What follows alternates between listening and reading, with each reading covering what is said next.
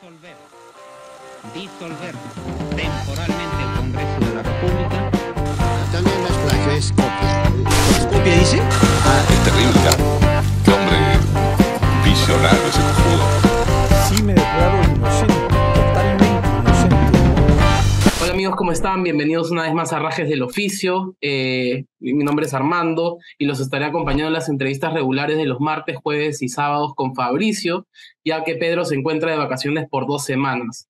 El día de hoy tenemos un invitado muy especial, Jaime Antezana, sociólogo y experto en temas de narcotráfico y terrorismo. Jaime, muchas gracias por aceptar la invitación. No, más bien, muchas gracias a ti por darme la oportunidad de estar en este programa y un saludo a todos los que están conectados con ustedes. Gracias. Mira, para empezar hablando rápidamente de coyuntura, en la última semana han ocurrido 3 proyectos legislativos en 3 instancias distintas, pero que creo yo que pueden estar un poco relacionados, ¿no? Está el tema de lo aprobado ayer en el Consejo, bueno, la semana pasada en el Consejo Metropolitano de Lima, para que se modifique el Código Penal y se agregue el término terrorismo urbano. También el Ejecutivo aprobó el estado de emergencia en 2 distritos de la capital y además con las facultades legislativas dadas al Ejecutivo también a través del Congreso, se busca agregar en la categoría de disturbios a los periodistas que hablen sobre las marchas. ¿Cómo crees que se relacionan estos hechos en la coyuntura actual? Yo creo que son parte de una contrarreforma de naturaleza criminal, ¿no? Porque el estado de emergencia, ¿no?, es un régimen de excepción que para los alcaldes debería estar acompañado de la militarización respectiva, ¿no?, de San Juan del Lurigancho, San Martín de Porres y de Sullana, ¿no? Pero no, simplemente se ha hecho el estado de emergencia, pero no ha habido la militarización. Han salido, ¿no?, patrullas, pero no ha habido lo que quieren los alcaldes, que es militares en las calles. ¿Hace esto para qué? Para combatir las bandas criminales, para que el militar pueda controlar al delincuente que roba billetera, celular, carteras, que son actividades delictivas, criminales, cuando sabemos que un militar está formado para otra cosa, para la defensa de la seguridad nacional, también casos pues, de emergencia nacional, ¿no?, por supuesto, pero no para ese tipo de fenómenos que tienen que ver con el crimen organizado y la delincuencia común, ¿no? Entonces, pero ahí viene el tema de justamente de lo que aprobó la municipalidad, ¿no?, de Lima, que es el que pretende tipificar justamente extorsión, sicariato, ¿no?, el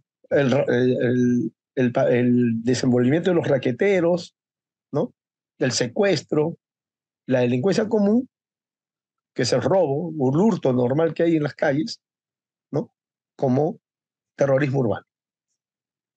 O sea, militarización, terrorismo de los 80, ¿no? O sea, hay un clarísimo ensamblaje de estas piezas, ¿no? Fue un error enviar a los militares a una guerra que es política e ideológica. ¿Y qué obtuvimos? Masacres, ¿no? Comunidades devastadas. ¿Y cuándo aprendieron las Fuerzas Armadas, luego de que fueron enviados a finales del 82 a Ayacucho y luego al escenario sur central y luego ya a 3/4 partes del territorio nacional? Les costó hasta el año 87. O sea, del 82 al 87, 5 años para que entiendan de que tenían que combatir a la subversión, no matando a las poblaciones de manera indiscriminada, aunque continuaron, ¿no? Entonces, igual ahora, se quiere mandar estados de emergencia militares para combatir un fenómeno que no tiene nada que ver con los militares, ¿no? Y encima ahora se les quiere etiquetar, ¿no? Se les quiere darle la envoltura de terrorismo urbano. Ah, pero ahí también está el otro proyecto, también de otro miembro de esta, yo llamo la coalición narcocorrupta del Congreso. Yo no tengo ninguna ambigüedad respecto a, ya sé que le llaman el AMPA congresal, otros le llaman mafias, ¿no? Otros todavía se han quedado en la sociología pura y política, ¿no? De que llamarlos una coalición difusa, ¿no? O autoritaria. No, yo creo que hay que ser claros. Aquí estas fuerzas están marcadas básicamente por dos grandes matrices de la criminalidad organizada en el Perú, que es narcotráfico y corrupción. Entonces ellos lo que pretenden es precisamente esto, ¿no? Y ahora te has olvidado de un elemento, de un asunto más, que simultáneamente a la declaración de estado de emergencia, inmediatamente después de eso el Congreso, en el pleno del día miércoles 20, incorporaron el debate, el proyecto de ley para anular el proceso de extinción de dominio, o lo que llamaba antes pérdida de dominio, que es en realidad que no exista la extinción de dominio. ¿Qué es la extinción de dominio? Es que las bandas, los criminales dedicados al tráfico, al narcotráfico, a la corrupción, a la minería ilegal, a la verdadera minería ilegal, ¿no? A la madera ilegal, a la trata de personas, no tengan pues todos sus títulos, sus bienes, sus derechos sobre todo lo que es sus propiedades, ¿no? Su patrimonio, para que puedan defenderse. El Estado tenía, esta es la pérdida de dominio en Colombia, es la pérdida de dominio en Ecuador, la pérdida de dominio en toda la región, ¿no? Que es precisamente para que esos bienes, estos títulos, ¿no? Esos derechos pasen a manos del Estado, para poder combatir mejor el crimen organizado. Bueno, ellos lo quieren anular, ¿no? Lo quieren anular. Entonces, uno ve que hay pues una serie digamos, de hechos que están claramente articulados, ¿no? Obviamente el estado de emergencia, ¿no? Y la supuesta salida de los militares a las calles era el mejor marco para dar un zarpazo a la extinción de dominio, que ha quedado para el voto, ¿no? Y también ahí es donde aparece, ¿no? Estas propuestas de terrorismo apolítico, ¿no? Y de terrorismo urbano, ¿no? Que es impulsado por, yo llamado el porquismo, ¿no? Que es una versión, digamos, la versión más conservadora. Claro. Entonces, sí, pues, o sea, está clarísimo, ¿no? Quieren, entonces, ellos determinar contra quién quieren enfrentar al terrorismo urbano. Y lo quieren encajonar básicamente a esas actividades, ¿no? De tal manera de que finalmente terminemos solamente combatiendo el terrorismo urbano al cual ellos le están encajonando, ¿no? Todos esos delitos que he mencionado, ¿no? Desde la extorsión, que es una modalidad de crimen organizado. El sicariato también está asociado al crimen organizado, ¿no? El secuestro también. Todos son actividades, salvo la delincuencia común, ¿no? El robo de carteras, billeteras, los asaltos de los raqueteros. Ahora, sí... lo que sí me preocupa, y no sé si compartes mi preocupación, es que si uno ve los medios de comunicación masivos, televisión y radio, a la hora de almuerzo se centran en el raquetero, en el microcomercializador, y también da la situación de que el Estado no puede lidiar ni con el microcomercializador ni con el raquetero de la esquina, ¿no? Y eso hace que dejemos de lado el gran problema que es el crimen organizado a gran nivel, ¿no? No sé qué opinas, o sea, ¿cómo se afronta la problemática de... Está clarísimo de que ellos quieren convertir a todas estas actividades delictivas, que son las que más afectación tengan, que más elevan las variables de victimización, ¿no? Efectivamente, que afecta la cotidianidad, ¿no es cierto? Los raqueteros, los delincuentes comunes que roban un celular y matan, ¿no? Claro. La extorsión que está en su momento de mayor auge, ¿no? No ha logrado su techo, no está en su pico más alto, hay muchos negocios que faltan extorsionar, ¿no? Entonces ellos quieren que eso sea etiquetado como terrorismo urbano, ¿no? Y eso se combata. Eso es la negación, en realidad es como un negacionismo del crimen organizado, porque el crimen organizado tiene a la extorsión y al sicariato, ¿no? Pero es el tráfico ilícito de drogas, es la corrupción, ¿no? Es la minería criminal, ¿no? Es la madera ilegal, es la trata de personas, ¿no? El tráfico de armas. Entonces, ellos quieren quedarse con estos sectores, los más bajos, los que efectivamente afectan más la vida cotidiana, ¿no? De la gente, pero ellos quieren reducirlo a eso. Y claro, como en el BRAE, ¿no? Le etiquetaron de terrorismo a los Quispe Palomino, se quedaron como los senderistas perdidos ahí, ¿no? Y se han dedicado 15 años supuestamente a desarticularlos. Y no lo han desarticulado. No, es más, si ellos se van, desborda los Quispe Palomino, el senderismo. Mentiras, han usado los viejos miedos, ¿no? Los viejos, y bajo esta etiquetada que le han dado, muy abonado por mucha gente también, que no tenían nada que ver con estas maldades, y ha permitido de lo que yo hoy día digo, ¿no? Que hay un nuevo narcomilitarismo, ¿no? Modelo Putis, porque eso está, esa operación no tenía solo un policía.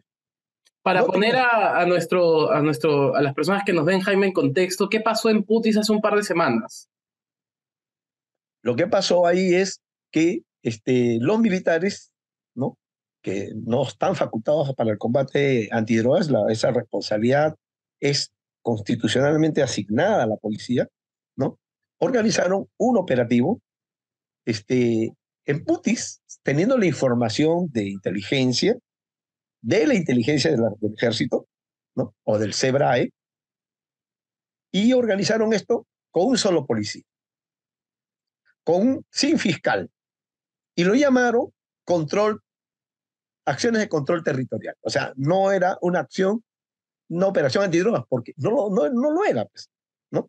Pero era una operación, en términos prácticos, era una operación antinarcóticos, ¿no?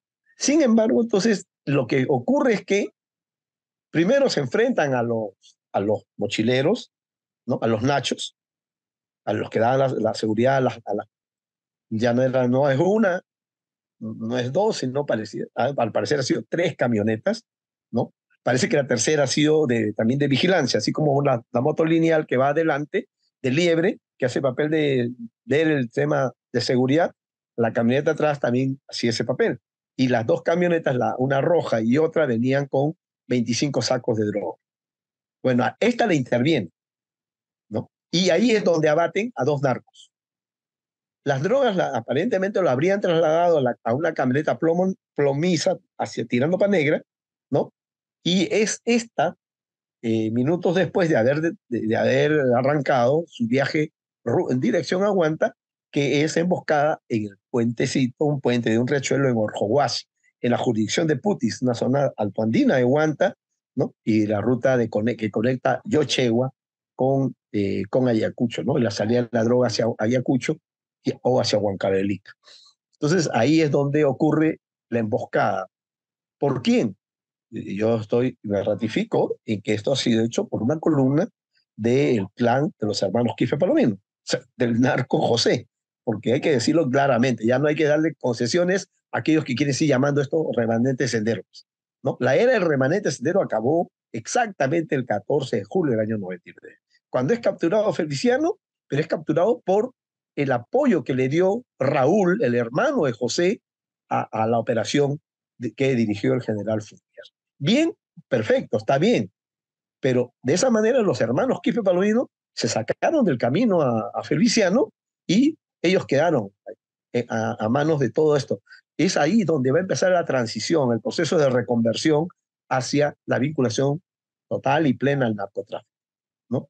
Claro. Entonces vivimos, hay 2 fenómenos, ¿no? Primero, que en el comunicado que sacó el Comando Conjunto de las Fuerzas Armadas se lo llamó como un enfrentamiento con un grupo terrorista, y cómo se sigue vinculando a los Quispes Palominos como terroristas con un interés político detrás, cuando en realidad, como bien tú explicas, actualmente no son más que unos narcotraficantes o sirven como apoyo logístico, armamentístico para narcotraficantes. Y por otro lado, la estrategia de las Fuerzas Armadas de seguir llamándolo terrorismo para poder seguir en la zona, ¿correcto? Así es. Han utilizado, ¿no?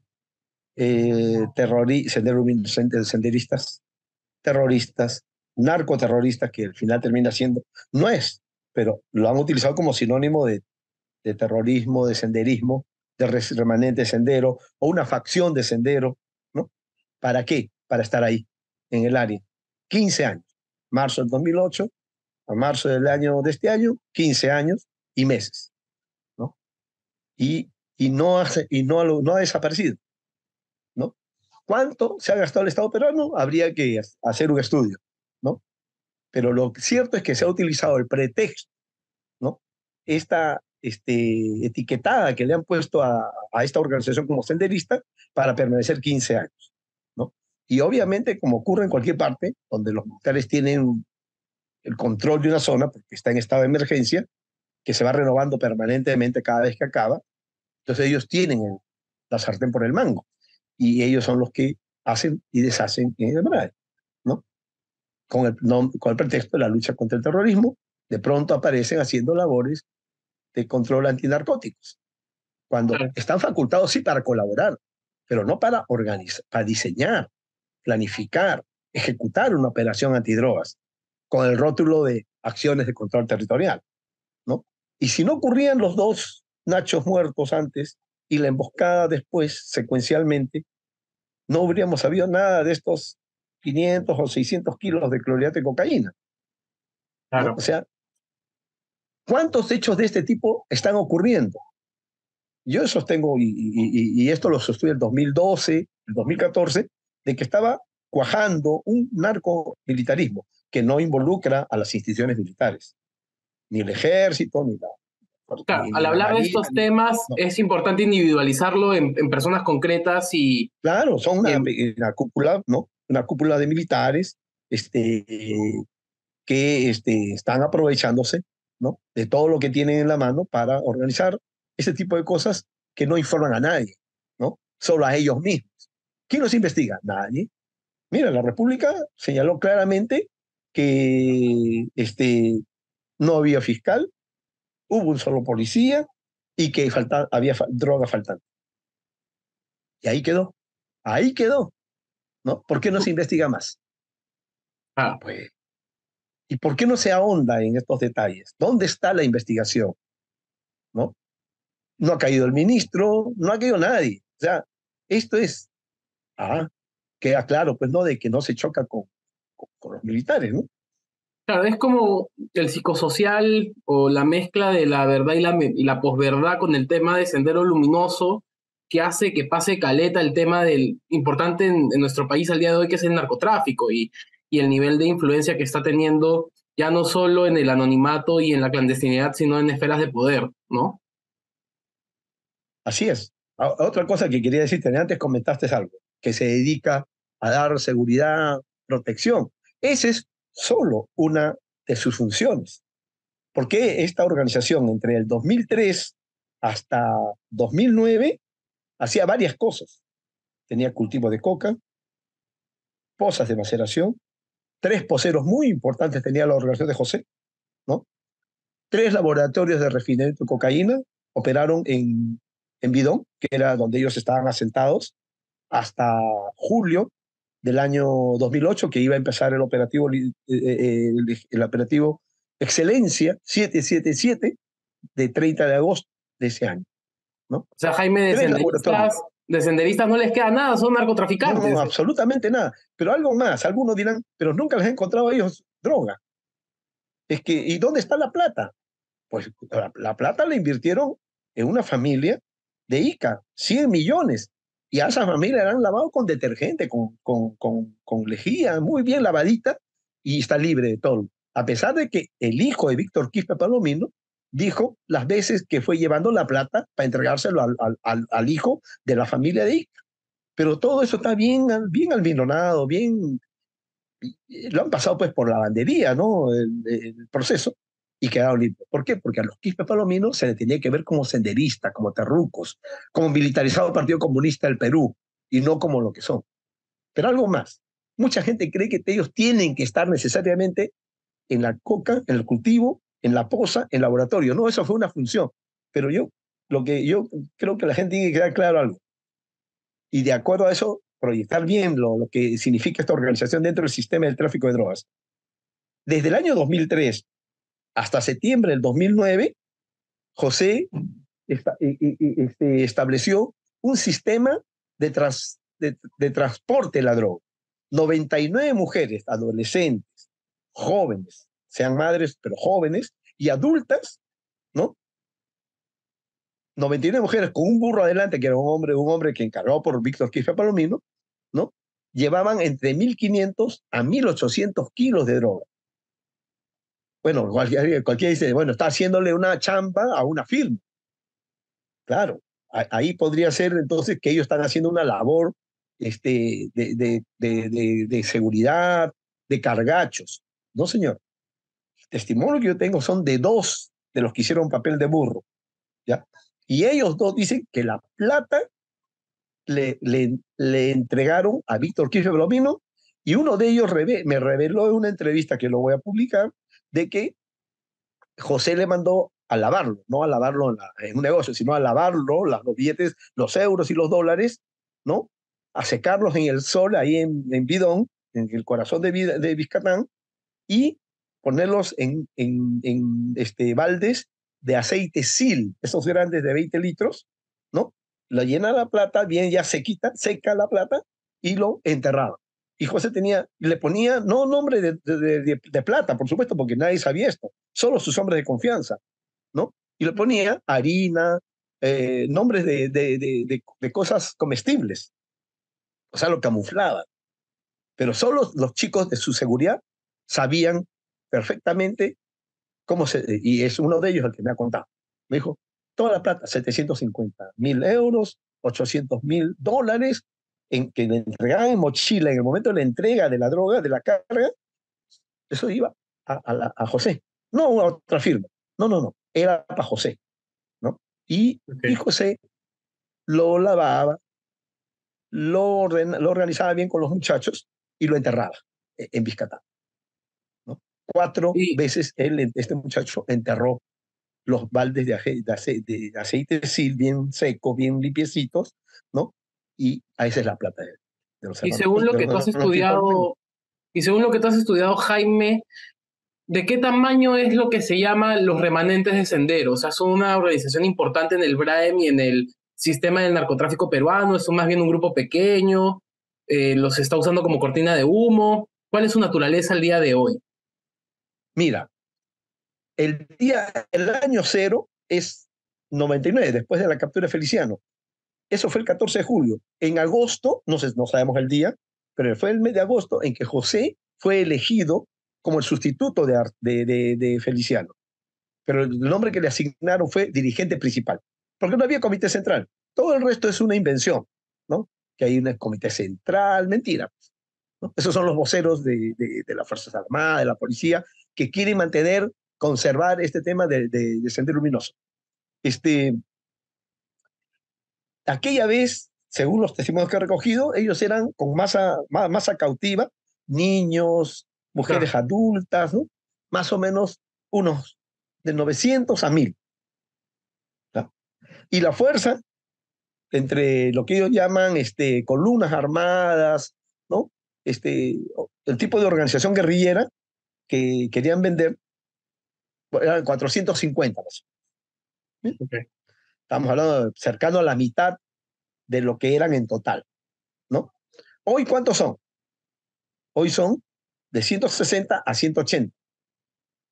Esa es lo que era la fuerza activa, ¿no? Que participaba en emboscadas, en labores de emboscada, pues, a policías y militares, ¿no? Son de 160 a 180, no son más. O sea, ¿no? el enemigo número 1 de las Fuerzas Armadas al día de hoy son 160 personas. Sí, no es más.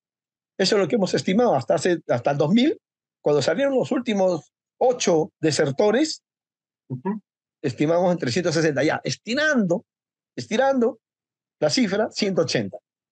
¿Y cuántos de los 900 a 1.000 que eran, hoy son no más de 450, no llegan ni a 500? O sea, con adultos, niños, no pasa de eso. O sea, es menos de la mitad, ¿no? De lo que eran, y ahora son un tercio lo que es la parte, digamos, armada. Entonces, de eso estamos hablando. Esto ha sido administrado. O sea, ha sido administrado para que no sea acabado. Y obviamente aquí hay pues toda una serie de intereses por presupuesto y también por cupos de la droga, ¿no? Ahora, teniendo en cuenta todo esto, ¿hay bases lógicas para decir de que Sendero Luminoso estuvo infiltrado en las protestas de inicio de año? ¿Sigue habiendo algún grupo político que los represente como fue en su momento el Movadef?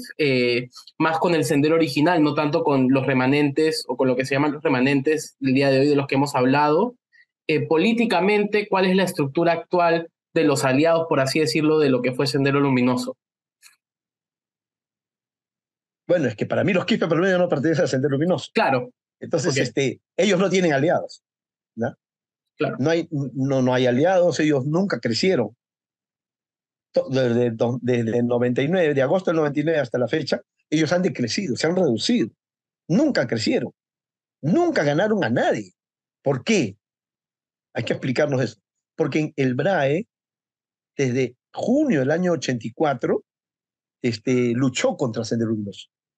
Ahí se formó la Defensa Civil Antisubversiva, una organización armada del campesinado del BRAE. Entonces, ellos son los que derrotan al Sendero.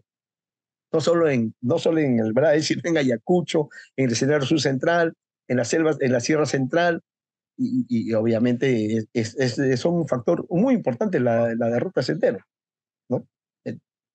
Esto es algo que es importante. Por eso es que nadie del BRAE se va a plegar a José.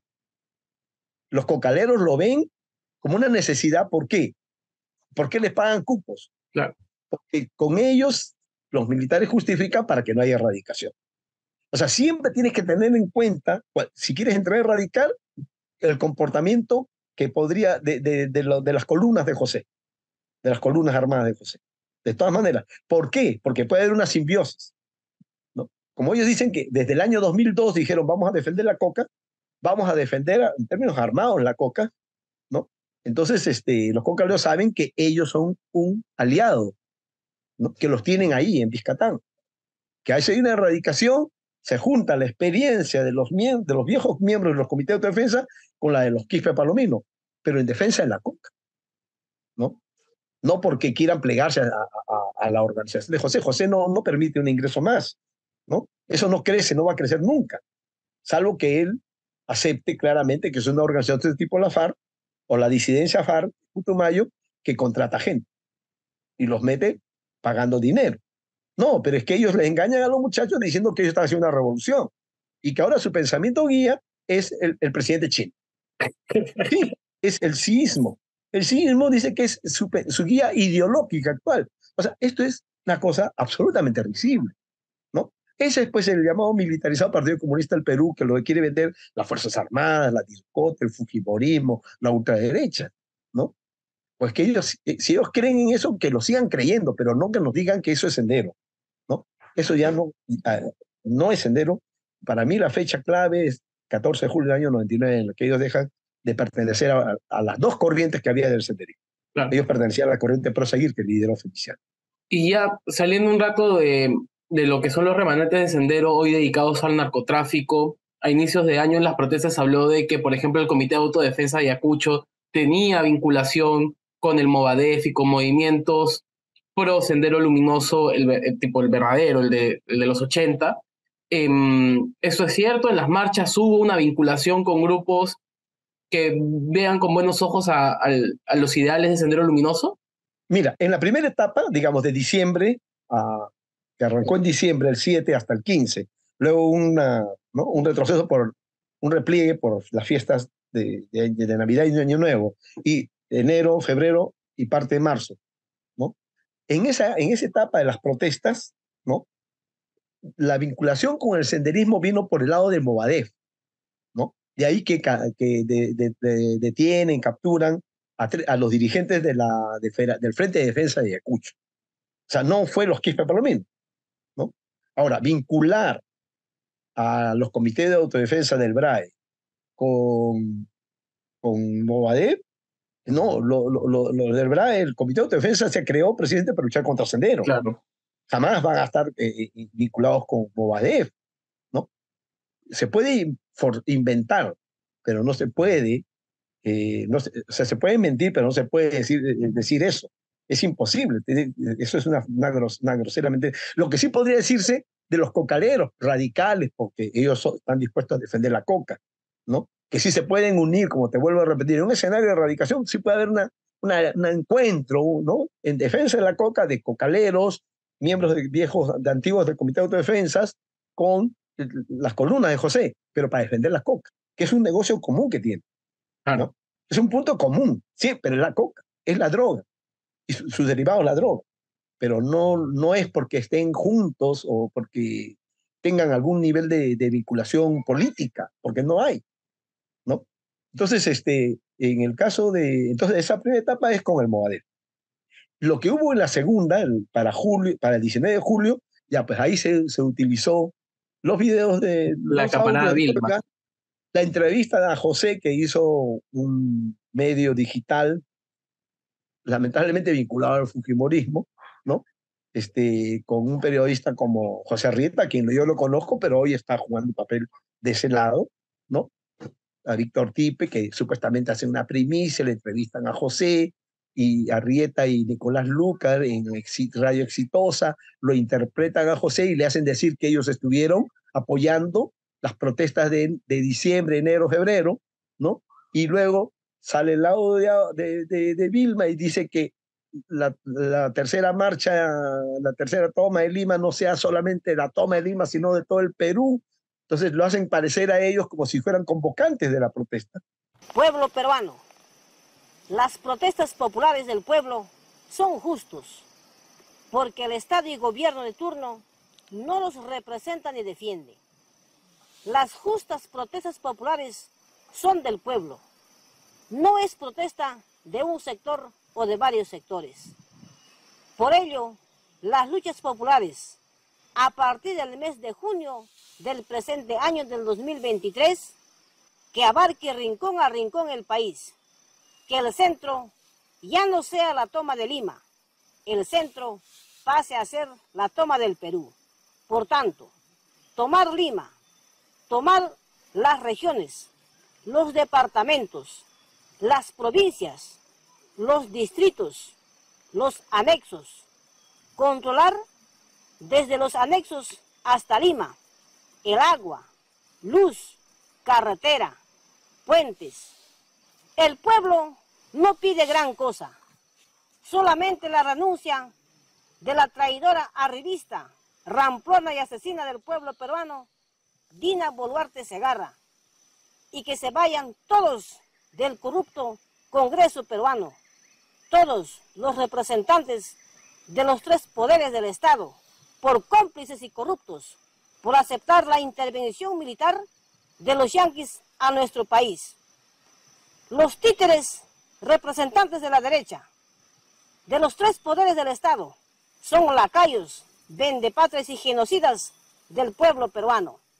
Han aceptado la invasión militar norteamericana a nuestro país para que asesinen, encarcelen a los auténticos dirigentes y masas de nuestro pueblo peruano. ¡Viva el militarizado Partido Comunista del Perú!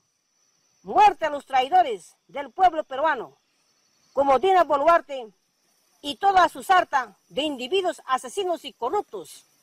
Militarizado Partido Comunista del Perú, Comité Central. ¿No? De esa movilización que fue muy buena, bastante ciudadana, pero, o sea, están forzando la realidad, absolutamente, ¿no? El terruqueo entonces ya no vino por la vinculación con el Movadef, que ya no funciona, ¿no? No hay forma. Entonces viene por el lado de utilizar la entrevista de José, ¿no? Interpretan a José Arrieta y Nicolás Lucar, y viene el audio de Vilma. Un audio. Basta con un audio suficiente para decir que ahí está entonces el remanente de Sendero Luminoso. Ahí uno lo encuentra al jefe del comando conjunto diciendo que ahí está un remanente de Sendero Luminoso con AKM. ¿Sí? O empieza hoy lees a a un empresario importante diciendo que esas protestas estuvieron impulsadas por residuos de Sendero Luminoso. ¿Qué? O sea, ¿por qué? Porque todo eso es una invención. Es que ellos viven de eso, ¿no? Viven de esas invenciones, ¿no? Y con, De la fabricación del senderismo, de la fabricación de un supuesto residuo senderista en el Brave. claro, ¿no? Y mezclado esto, por ejemplo, con lo del terrorismo urbano, también preocupa que en los procesos de memoria, si ya empezamos a llamar a todo terrorismo, ¿qué es el terrorismo en verdad, no? Y al final no aprendimos nada de lo que pasó del 80 al 2000 y las causas que llevaron a que existiera Sendero Luminoso siguen existiendo al día de hoy, ¿no? O sea, Callara es tan pobre en el 83 como lo es al día de hoy. Así es. O sea, lo que quieren es, en realidad, no combatir el crimen organizado. No quieren combatir el narcotráfico, no se quiere combatir a la corrupción, a la minería ilegal, ¿no? A la trata de personas, ¿no? Todas estas economías criminales que están expresadas hoy políticamente en el Congreso, en el sector que controla el Congreso. O sea, obviamente, esa es la alta criminalidad de la política, ¿no? Ya no podemos seguir llamándolo de otra manera. Entonces, también hay pequeños intereses, evidentemente, mercantilistas, ¿no? Pero sobre todo lo otro, ¿no? Entonces ellos quisieran cambiarle de nombre y ponerle terrorismo urbano. ¿Para qué? Para seguir terruqueando. Porque terrorismo siempre ha resuelto problemas de la política doméstica. La emboscada en Natividad, en febrero, te volteó la protesta, te cambió la coyuntura. Al día siguiente salió la jefa de Fuerza Popular, la presidenta, ¿no? Diciendo que van a combatir, felices. Armaron toda una agenda de conversaciones políticas, hasta su encuentro entre ellas dos. ¿Por qué? Porque ocurrió la emboscada. La emboscada cambia. Las emboscadas hechas, yo lo digo con claridad, hechas, creo que ya por encargo de Víctor Quispe Palomino, para favorecer la candidatura del Fujimorismo, ¿no? 4 de junio de 2011, pues un día antes de las elecciones, terrorismo, emboscada, una patrulla militar en Choquetira, ¿no? ¿A quién favorecía? Todo lo que es terrorismo favorece al fujimorismo. Claro. ¿No? El 9 de abril del 2016, otra emboscada, una patrulla militar, 10 muertos, 2 civiles, 8 soldados. El día siguiente, primera vuelta. Ganan, tienen 73 congresistas, control absoluto del Congreso. Ahí empieza toda esta historia que hoy está por llevarnos a una dictadura, ¿no? O sea, quien quiera no entenderlo, bueno, yo entiendo que hay gente que se cierra y dice no es posible. Sí, pero no es posible, pero todo es posible. Bueno, y además, en el caso del fujimorismo, las pruebas están ahí con lo que pasó con el clan Ramírez, o sea, la vinculación con el narcotráfico queda clara, ¿no? Claro, bueno, para mí, yo ya pensé que eso estaba claro. Para mí el narcotráfico está expresado políticamente. Cuando fueron las incautaciones de inicio de año, recuerda la reacción de cierto sector político al decir de que era una cortina de humo por la llegada de Toledo y lo que fuera a decir Toledo. Sí, pues, pero la verdad es que el fujimorismo, Fuerza Popular, yo he sido muy claro, muy enfático desde el 2016, en la que yo soltaba mapas de narcopolítica en el país a nivel regional, provincial, ¿no? Y nacional, ¿no? Y yo señalé claramente que por la dimensión de la presencia de narcocandidatos y narcocongresistas electos, que Fuerza Popular era el principal narcopartido del Perú, ¿no? Le seguía en orden Alianza para el Progreso, Podemos Perú, ahora Renovación Popular, ¿no? Entonces, hay fuerzas que provienen, que son expresiones políticas del narcotráfico. Esa es la diferencia con Colombia. En Colombia el narcotráfico era exógeno al partido, salvo cuando Pablo Escobar fue candidato. No, un capo, ¿no? El jefe del cártel de Medellín fue candidato al Senado colombiano, ¿no? Entonces, un capo quiso participar. Después ya no, ¿no? Porque él lo hizo presidente para evitar la ley contra la extradición. Después pasó a la confrontación total con el gobierno, con el Estado colombiano para evitar la extradición, ¿no? Entonces, eh, allá no tuvieron, como acá, partidos influenciados por la corrupción, por el narcotráfico, la minería ilegal. Acá sí los tenemos. La minería ilegal y el narcotráfico dio un ripio a las protestas del sur andino. ¿Por qué? Porque los mayores representantes de la minería ilegal y del narcotráfico han sido candidatos por Fuerza Popular, luego por APP y ahora último por Renovación Popular e incluso por Avanza País. Ahí están los mineros ilegales, los más poderosos, de Madre de Dios, de varias regiones, que son de esos partidos. No nos engañemos. Claro. Claro, entonces, muy fácil decir, la minería, el narcotráfico, los ponchos rojos están financiando las protestas, cuando la gente está haciendo esfuerzo, una chanchita a nivel de las comunidades. Y no entendían que las comunidades son capaces de poder armar economías para poder financiar la presencia de sus representantes aquí en Lima, que estuvieron desde enero, ¿no? Entonces, hay cosas que ellos dicen, anuncian rimbombantemente, discurso oficial, pero nunca se probó, nunca. Las pequeñas cantidades de dinero eran realmente insignificantes. El narcotráfico estaba dando unas bolsitas tan pequeñas, ¿no? Claro, es que ellos lo hacían. ¿Por qué lo hacían? Porque necesitaban pues, algo con qué desprestigiarla, ¿no? Y al final no encontraron nada. Lo único que tienen de todo ese periodo es las dirigentes del Frente de Defensa, que la agarran por su pasado, por sus antecedentes, claro, sí, reales, ¿no? Que ella purgó condena por terrorismo. Bueno, pues, pero no sé si por el pasado puede volver a tener tanto tiempo en la cárcel, no lo sé, pero tampoco voy a defenderla. Pero creo que se esforzó mucho, se esforzó demasiado las cosas, ¿no? Y claro, la DIRCOTE ahora es pues, el principal ente terruqueador, ¿no?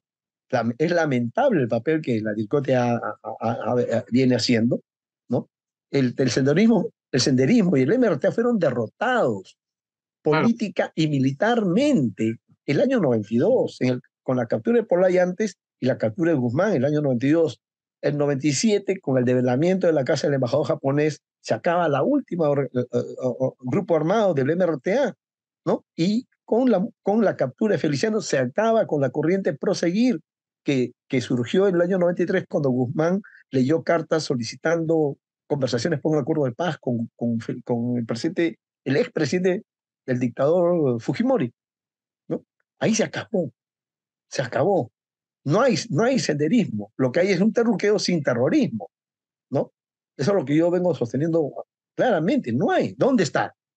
¿Cuál? Pero ahora pretenden que la extorsión sea terrorismo urbano, ahora pretenden que el secuestro sea terrorismo urbano, ¿no? Que los delincuentes que roban celulares sean terroristas. Entonces, ya no se va a usar traje a rayas, sino el traje rojo, ¿no? Para la espectacularidad. Quieren cambiar la naturaleza de los hechos, ¿no? De lo que es crimen organizado que no puede identificarse con el terrorismo, salvo que el crimen pueda llegar a niveles de ocasionar actos de terror, como Pablo Escobar lo llegó a hacer, ¿no? En Colombia, cuando ponía coches bombas, ¿no? Mataba a candidatos presidenciales, buscó matar presidentes. Pues, se puede llegar a la práctica del terror desde una actividad como el narcotráfico, sí se puede. Pero lo que es extorsión, ¿no? Claro. Ahora, Jaime, ¿tú crees que nuestro país está más cerca de ser México, de que veamos una situación como la de Ecuador, donde matan al periodista y candidato a la presidencia Felipe Villavicencio? ¿Cuál crees que es la situación actual del narcotráfico a gran nivel y las esferas de poder?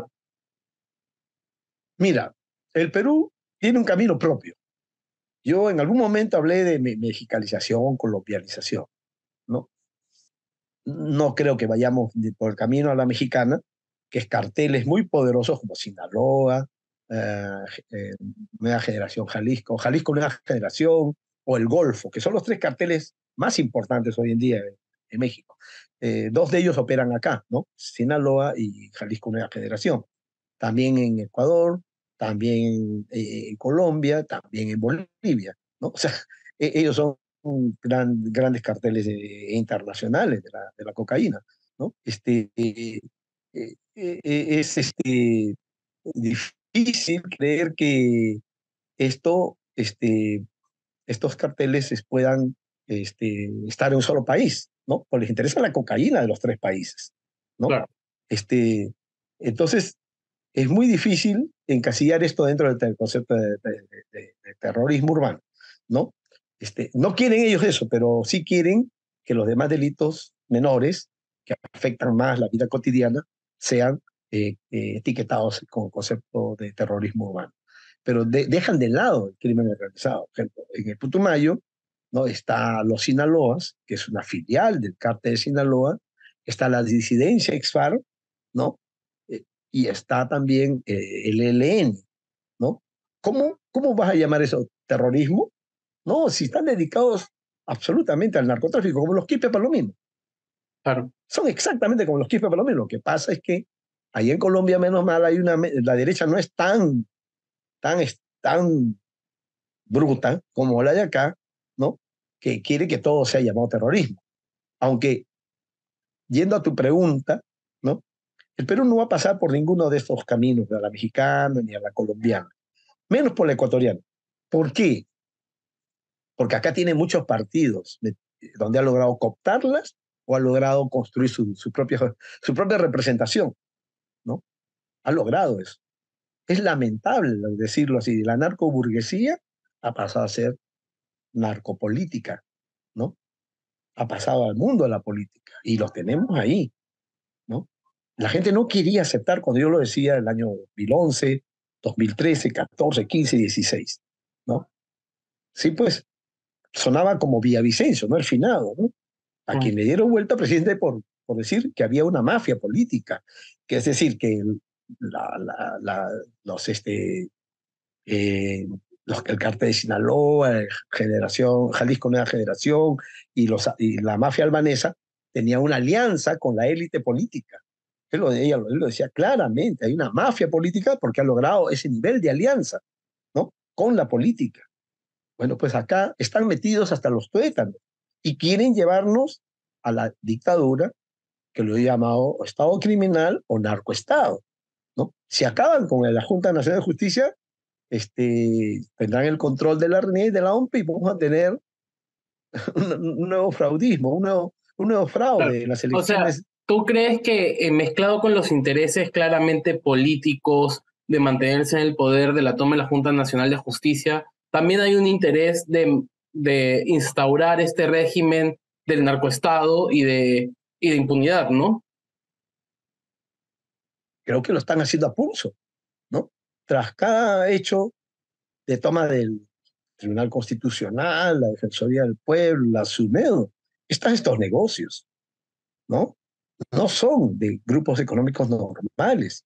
El mismo extinto amigo Francisco Durán decía esto de presuntos orígenes ilícitos, de sospechosos orígenes, a los grupos económicos emergentes que forman parte hoy de los 12 apóstoles, ¿no? De las 12 familias más poderosas del país. Si no lo dijo el narcotráfico es porque no hay forma de probarlo, ¿entiendes? Pero yo sí lo puedo decir. ¿No? En el mundo policial de los dirandros de hace 15, 20 años, de los 90, todos ellos tienen los expedientes de todos esos grupos económicos, de esos partidos, ¿no? Los tienen. Los han seguido a ciertos grupos económicos también, muy poderosos, todos surgidos en los 90, que, oh, sorpresa, hoy son transnacionales, hoy forman parte de las familias más poderosas y adineradas de este país. ¿Cómo? Lo que era antes una academia pequeña en Trujillo, con pocos alumnos, ahora es algo que tiene hasta una filial en Florida. Sí, claro.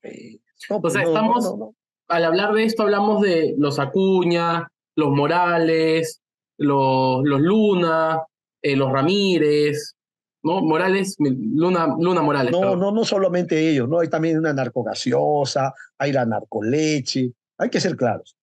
La narcoburguesía peruana es tan poderosa que gente de la CONFIES del año 2008-2010, donde yo tuve oportunidad de ser invitado 2 veces para hablar de narcotráfico de cocaína, Me dijeron, Jaime, tú sabes mucho de cocaína y de coca y de su precio, ¿no? Por ejemplo, prestábamos los precios de la cocaína free on board, ¿no? Ese puesto en los buques, ¿no? Bueno, vamos a darte clase de quiénes son los verdaderos narcos de este país. Miembros del Consejo Directivo de la COFIE son los que me dijeron sobre el narcoleche, la narcogaseosa, los narcotextiles. No lo he aprendido eso en el BRAE, ni en el Alto Guayaga. Eso lo he aprendido acá, en la COFIE. Y de personajes que me dijeron, pasamos nosotros, se nos viene una presión. Y sí, pues, si no han tomado la COFIE y se mantienen los grupos antiguos, pero hay un empate, digamos, de intereses. O sea, la narcoburguesía está dentro y fuera de la COFIE, ¿no? Y actúan porque tienen intereses comunes. Porque también ambos son mercantilistas, son rentistas, ¿no? Les interesa siempre leyes a su favor, que no pagar sus tributos, ¿no? Que necesitan entonces un tribunal constitucional a la medida, una SUNAT bajo su control, ¿no? Una SUNEDO bajo su control para seguir haciendo sus negocios. Claro. Ahora, Jaime, negocios. ¿Qué nos queda por hacer? ¿Qué se puede hacer para solucionar esta patria? Hay que evitar, ¿no? Hay que evitar el último golpe, que sería un golpe de Estado, que es la destitución de los 7 miembros de la Junta Nacional de Justicia, y hay que ganar una alternativa de centro democrático, por llamarlo así. Puede ser un centro derecha, un centro izquierda, pero no articulado a estos poderes mafiosos, ¿no? Es la única manera, es una alternativa, y yo creo que ellos quieren evitar eso, ¿no? De ahí que apunten a la Junta Nacional de Justicia. ¿Por qué? Porque la única manera de implementar el fraudismo, término de Alberto Vergara, ¿no? Es evitando que ellos controlen la Junta Nacional de Justicia, y luego la RENIEC, y luego la OMPE. ¿Por qué la OMPE? La OMPE es la que contabiliza los votos. Es el que da los votos al final. O sea, por eso han cesado su presión sobre el jurado de las elecciones. Pero la OMPE es fundamental. Y la RENIEC. Entonces, por eso es que apuntan hacia eso. Entonces, hay que evitar. Así como evitar la destitución de los 7 miembros, hay que evitar un triunfo electoral vía fraude, porque es la única manera que puedan ganar. ¿Han visto la última encuesta de IEP? Sí, ¿no? claro. Ya, el rechazo al Congreso de su desaprobación, 90%, o sea, es macizo ya, ¿no? Hay espacio todavía al fondo, ¿no? Hay espacio. Y en el caso de Dina, crece el rechazo más del 80%, ¿no? Se incrementa más. Entonces, no tienen viabilidad electoral. En elecciones limpias, democráticas, no tienen viabilidad. Lo sabe. Es por eso que van a tener que ir con todo, ¿no? ¿Qué les importa los conceptos internacionales, la CID, la ONU? No les importa nada. Por eso que al coordinador de la presencia de las Naciones Unidas acá, de todo su sistema, ¿no? Lo maltrataron, ¿no? Entonces, no les interesa. La CID ha sacado un nuevo comunicado expresando su preocupación sobre la Junta, sobre lo que se viene el proceso sumario contra la Junta Nacional de Justicia, y tampoco les interesa porque hay otro proyecto de ley para salirse de la Corte Interamericana de Derechos Humanos, ¿no? O sea, Jaime, están dispuestos a todo. Estamos fregados. O sea, estamos con el agua al cuello. Bueno, ya hubo una marcha, ¿no? Del sábado antepasado, ¿no? Necesitamos mucho más ciudadanos, ¿no?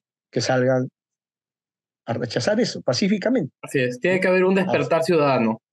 Sí, no queda otro camino, ¿no?